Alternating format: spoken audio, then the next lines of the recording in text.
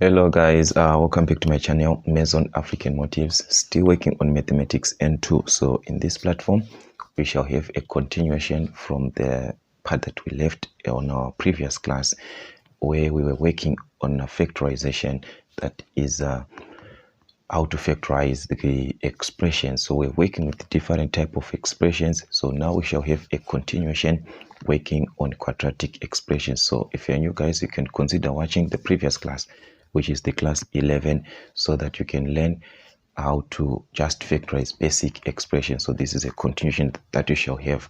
So if you're new guys, you can consider subscribing so that you won't miss any of the classes that we shall be having from Maison African Motives. So let us quickly rush through this part that we are talking about here, which is the quadratic expressions. What are these quadratic expressions? All right, I'm not going to start with this part of direct quadratic expressions of this sort, where we are given ax squared plus bx plus c, because we know that's a quadratic expression. I'm not going to start with this part. I want to start with the part of quadratic expressions under difference of two squares. Difference of two squares. All right, what are these two squares that we are talking about, that we are referring as difference of two squares? All right, and where do we apply difference of two squares? Difference of two squares is applied on a condition like this, guys. I want you to take note. Whenever you are given an expression which can be written as a squared minus b squared like this, whenever you are given this expression of this sort, your answer is going to be a plus b into a minus b like this. This is what you're going to have for difference of two squares, or someone can write this as a minus b into a plus b. Is still one and the same thing. So you can write in this way or the other way. But what are these a representing? What is this b representing? What about this part? What are we having? As you can see, guys, this is a perfect square. It is raised to the exponent of 2. So anything that you can raise to the exponent of 2, you can write in terms of these numbers a and b, which is a and b, a and b. But one is going to add, another one is going to subtract. Or you can actually use this concept, since these two, they represent the squares. These actually a and b, they represent what? The square roots. So these are the square roots like this. So where do I apply this? As long I am given a bracket which is subtracting, take note, it's a difference. There is nothing like sum. Whenever you are adding a squared plus b squared like this, there is nothing that you can do. You can't factorize that. But when there is a minus, that's where you apply difference of two squares. Okay, so what I'm trying to say is that if you are given a certain expression, let's take this into consideration. We are given something like x squared minus 25 like this. All right, so the question will just ask you to factorize. You are not told what part to use. It's just factorize, guys. How are you going to factorize such type of an expression? This is the case here. X is raised to the exponent of 2, which is to the power of 2. But 25 is not raised to the power of 2. So we can try to write this to the power of 2, which is x squared minus. For you to find the number that you're going to raise to the power of 2, you simply find the square root of that number. You simply find the square root of this. Square root of 25 from a calculator, that is 5. So this is the number that you have here. So as you can see, it can be written as what? As x squared minus 5 squared. If you find the square root of a number here and it gives you a decimal, that is not a square. Like for example, maybe it was 7. Square root of 7 does not give you an exact value, so it means it's not a difference of two squares. But in this case, you obtain a direct value, which is a whole number, so it means this is a square, like 5 squared. So we said if we can write our number like this, therefore we can write this as what? As x plus 5. You just take both. Remember guys, these are the same here. X, 2 and 2 are the same. That is what you're supposed to do. Then you just take these terms, x and 5, that's x plus 5, another one, x minus 5. That's the difference of two squares. Or you can simply do this direct, x squared minus 25. Simply find the square roots of these. So you're going to find square root of x squared, which is x, square root of 25, which is 5. So these are the square roots. So one is going to add the square roots, another bracket is going to subtract the square roots. So still you can actually determine the square roots of the numbers, then you add another bracket, you subtract another bracket. So that is the case. But the reason why I love to express this in this format is on a condition where we'll be given something like this. Maybe it's p to the exponent of 8 minus 25. All right. Yes, we can actually determine the square root of this. Remember, we have to write this in terms of an exponent of 2 like this. But here we are given an exponent of 8. So how can we write this 8 in terms of the exponent of 2? So definitely, I need two numbers that I'm going to multiply to give me this number 8. So there's a number that I'm going to multiply to 2 so that I can obtain 8. And what is this number? Definitely, the number is going to give me 4 divided by 2 by 2. If I multiply these two numbers, I'm going to obtain 8. Take note, guys, your guideline here is 2 because it's the one that you're supposed to use on the exponent, just like what we said here on this part. This is your guideline, the exponent of 2. So you're supposed to choose a number that you're going to multiply with 2 so that you're going to obtain what? 8. So to find that number, you simply divide 8 divided by 2, which is 4. All right. So that means I'm going to write this as p to the exponent of 4 to the exponent of 2. Remember, I'm supposed to write this to the exponent of 2. Just like a squared minus b squared like this. We are supposed to have this to the exponent of 2. So now we have managed to write p to the exponent of 8 in terms of what? In terms of 2, because 4 times 2 is 8. So we haven't changed anything in this case. All right. Minus 25, which is the same as 5 squared. So the moment we have got this, remember what we said, as long these two are the same, this one and this one, you are going to take the terms which are under these squares. So which are these terms that you're talking about? What is raised to the exponent of 2 from this? It's p to the exponent of 4. So this is what you're going to take. Plus, what about this part? What is raised to the exponent of 2 is 5. So it's plus 5. Another one is going to subtract like this, minus 5. All right. So guys, remember what I talked about the previous part.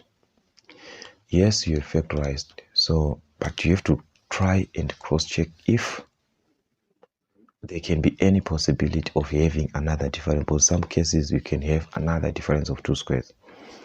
So definitely, I have to try to test on this one. P to the exponent of 4. Yes, this one, it's a perfect square. But 5 is not a perfect square. 5, because if you are to find square root of 5, you are going to obtain a decimal. You're going to obtain a decimal value. You don't obtain an exact value like square root of 25. We obtained 5. 5 is an exact value, so that means this is a perfect square. But square root of 5, you're going to obtain a decimal, which is not a perfect square. So that means at this stage you are done. There's no way you can factorize this further. But if we had a perfect square here, we're going to apply difference of two squares again. So that is the concept. So because sometimes they know that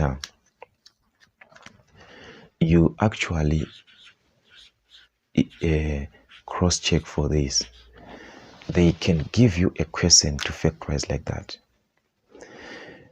knowing that most of us we just try to factorize direct to see for the difference of two squares whenever you see a negative. That is not the case. In this case, we do not have difference of two squares. At this stage, this is not a difference of two squares if we are looking properly at this expression. But what can we do to factorize here? What can we do? Because this is not difference of two squares, but we want to factorize this expression. We are now back to the previous part that we did in our last class, where I said from the golden rule, check for common terms. So we're going to check, are there any common terms? 3 is common, so we can factor out 3 in this case, which means you're going to be left with 3x squared divided by 3, that's 3 and 3, which is going to be left with x squared, minus 27 divided by 3, which is going to give us a 9. All right. Now from this concept that we are having, I want you to check closely in this bracket here. You'll see that we are now back to difference of two squares now. Why am I saying this is a difference of two squares? If we are to cross-check, this is a square, it raised to the exponent of 2. 9 can be raised to the exponent of 2. Which number are we talking about? We know that the square root of 9 gives us 3. So which means 9 is a perfect square because it can be written in terms of what? 3 to the exponent of 2. So we are going to write this as 3 into x squared, which is already there, minus this 9. We are now writing 9 in terms of exponent of 2. So 9 in terms of exponent of 2 is 3 to the exponent of 2, which gives us 9. So that's 3 to the exponent of 2 like this. Once you can write this, then our law can be applied. A squared, a plus b, a minus b from this. So which means this is what we have. We've got a square here, we've got a square here. So we're just going to take these numbers which are affected by this square, but 3 is not going to be left. We're going to start with our 3. Then we have 2 brackets for difference of two squares. So we're going to take x and 3. So that's x plus 3, another one x minus 3. So like this, you are done. As long these are raised to the exponent of 2 like this, you simply take these terms, which is x and 3. That's how you apply your difference of two squares, guys. So there are so many questions that we can actually work on that I want you to see from your exercises here, where we are asked to factorize the following expressions and so forth. So there are so many questions that we can actually have.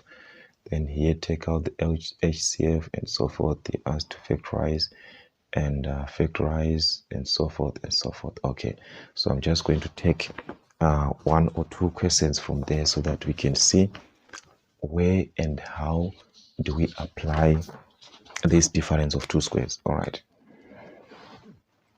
we have got this question here, which is written like this: x plus 2 to the exponent of 2 minus 169. All right, you are asked to factorize fully or factorize completely. How are we going to factorize this? What are we going to do in this case? How are we going to factorize this, guys? All right,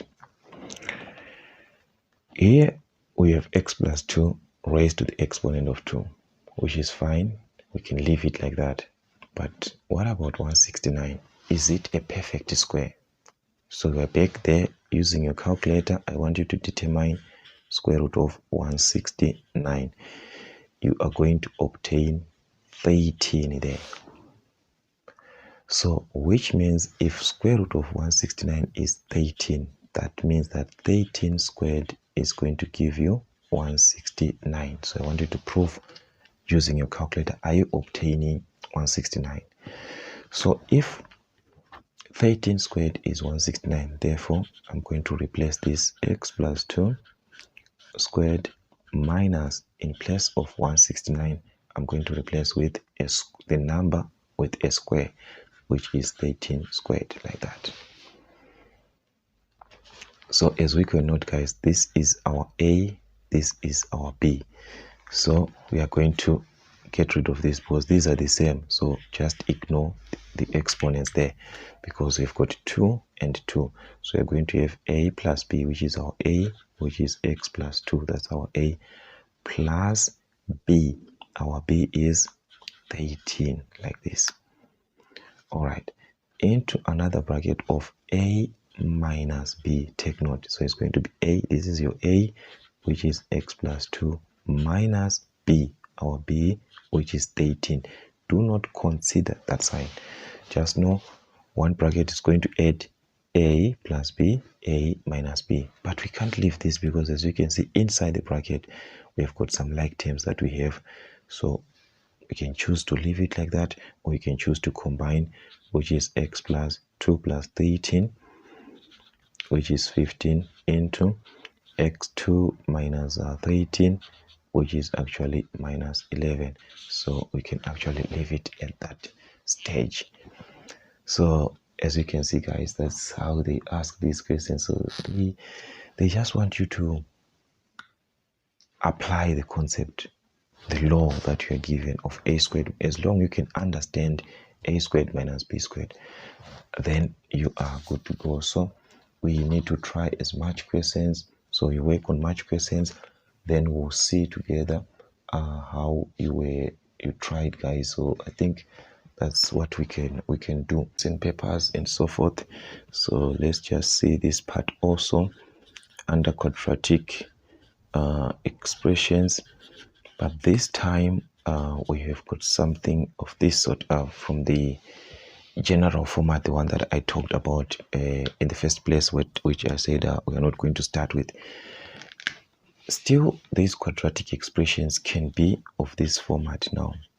When you are given ax squared plus bx plus c, it's another type of a quadratic expression, which is very, very important to note how to factorize that typical expression, which is a quadratic expression. There are two conditions that we have. We can have a condition where a is equal to 1 and a condition where a is not equal to 1. All right, a is not equal to 1. Sorry, these are the two conditions that I'm going to discuss with you. So in this class, we shall start with this condition where a is equal to 1, so that we can at least add to difference of two squares of what we did. All right. When a is equal to 1, I'm simply indicating an expression such as x squared plus 3x plus 2, like this. All right, that is a quadratic expression if we are to cross-check in this format. And here we've got a 1, so 1 is not written like you're going to expect it as 1x squared plus 3x plus 2. 1 is not written like this.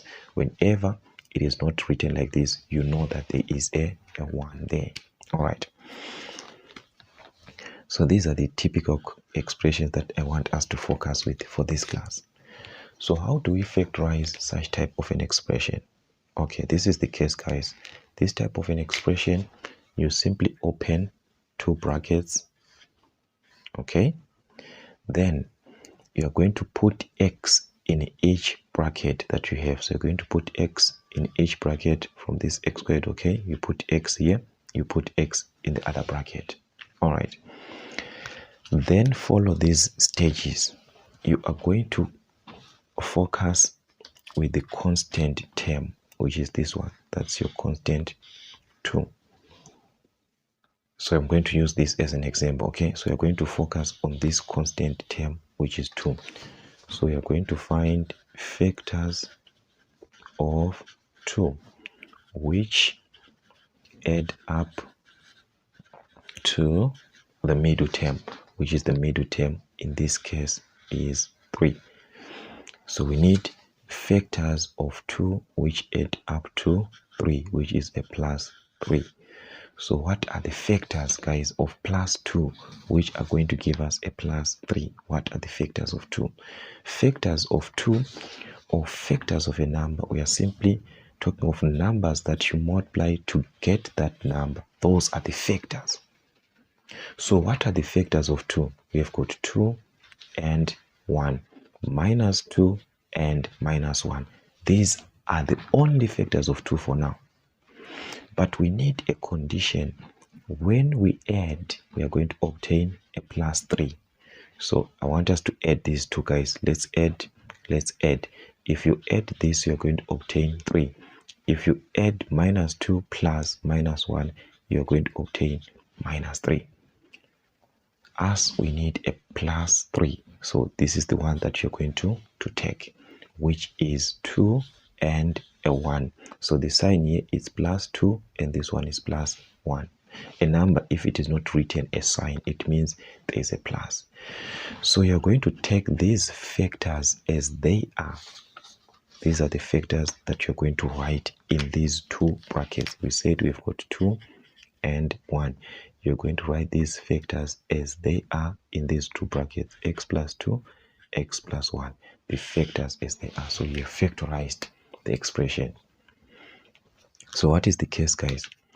Find factors of 2. Okay, you're going to find factors of 2. These factors of 2 that you have, they must add up to 3. Those factors, you just write them in the bracket like that. So that's the typical part that we shall work with now. So as you can see, these are the typical questions here that you have. So there are so many questions there on 3.4. All right, these are the typical questions there. And we also have this one on 3.5. These are the typical questions also that we can have under this type of an expression. So those are the ones that I want you to see. Let's just quickly rush through this type so that we can finish up, guys. Okay, so I'm just going to collect 1 or 2 from this one. Let's just try this one with a negative. It's m squared minus 7m plus 12, like this. Supposed to be m and m there, just like x and x. All right, so this is the case, guys. We can cross-check that. We see that if we are to factorize this part, because the part is to factorize, okay, you see that here the coefficient of m is 1 because it's not given, so which means we've got a 1 there. All right, so remember what I told you, you're going to have 2 brackets in this case. All right, in these 2 brackets that you have here, since it is written in terms of m, so you're going to write m each bracket. You put m in that bracket, put m in that bracket. All right, then you focus with the constant term, which is 12, the constant. So you focus with the constant term, which is 12, in this case a plus 12. All right, so what are the factors of 12 that you are going to add to obtain the middle part here, which is minus 7? I'm just focusing with the number there. Yes, it's minus 7 because already we have taken m and m, so that is why I'm just focusing with the number, which is minus 7. Okay, so this is the case, guys. Factors of 12. We have got 4 and 3. If we multiply this, yes, we can obtain 12. We have got minus 4 and minus 3. Since it's positive 12, a negative and a negative gives us 12. All right, we have got 6 and 2. Yes, if we multiply this, we obtain 12. We have got minus 6 and so there are so many factors But out of these factors, which pair are you going to add here to obtain the middle 7, which is -7? So you must add the numbers, then you obtain. Those are the terms, those are the factors that we need. Okay, if you try this, you're going to obtain a +7, which is not the one that we need here. Try these two, you're going to obtain -7. If you add -4 plus -3, that is -7. This one you're going to obtain 8. This one you're going to obtain -8. So as you can see, this is the pair that gives us -7. So that is the one that you're going to take. So which numbers are you talking about? -4 and -3. So you have factorized the expression just like that. Just like that. So as you can see, guys, they can ask this part in many ways or different concepts. So we shall work, guys, together on different questions also, but I think what we have there is just direct. M² minus 3m plus 2. Still the same way. Most of us, we confuse when there is a number like 2 like that. Okay, but still, as you can see, the coefficient here is a 1. So if the coefficient is a 1 like that, we are going to just put our 2 brackets here. That's m. All right, then what do we have here? This is the constant term, which is 2. So what are the factors of 2, guys, that we are going to use, which gives us -3? So factors of 2, we have got 2 itself and a 1. If you multiply these two, we obtain a +2. Those factors, 2 numbers that you multiply to get this number, we have got -2 and -1. If I multiply this, I obtain a +2. And these are the only factors of -2 for now that we have. So which part that when we add, we are going to obtain the middle term, and this is our middle term here. We must obtain that middle term. So this is the part here. If you add this part, you're going to obtain -3. So we have got -2 and -1. So that is the concept there. So as you can see, guys, that's how they ask these questions, and that's how we answer these difficult questions on factorization. So we shall meet again in another class working with different types of quadratic expressions, so that now we can apply our factorization into addition and subtraction of fractions, multiplication and division. But whilst you know these basics, you'll be good to go. So that's it, guys, from Mason African Motives. Till we meet again.